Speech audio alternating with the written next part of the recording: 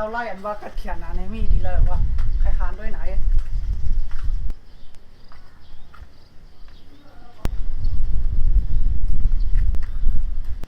ตามตัวมาได้รู้มาไว้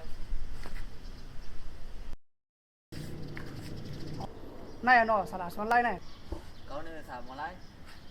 เอาใครจ้ำด้วยนะวางกัดเขียนอันเดียวนะแล้วก็คือลองไต่ก็เข้ามาแล้ว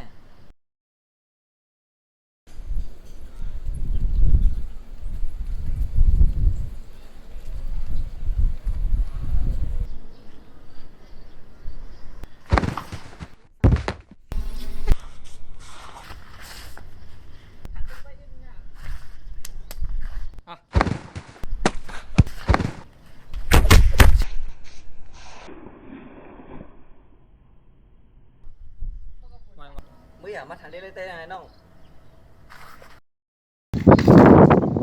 ครับกลับไปมือนั่นน่ะปล่อยนั่นเอาให้เนี่ยปั่นเอาให้เอาให้ไม่ยิน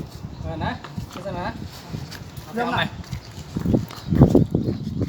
โอเคพอตื่นรู้เยอะ2 3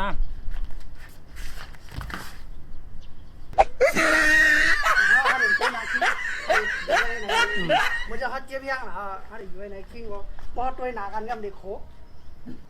เอาเลยไม่อยากมาไม่เนาะ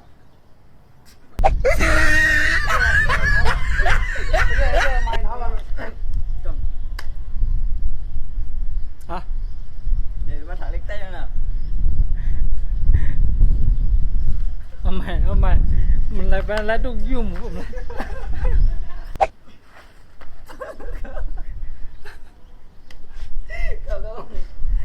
วนมากินน้ำโซแล้วมันค่ะมากินน้ำโซแล้วกันพี่น้องว่าของจริง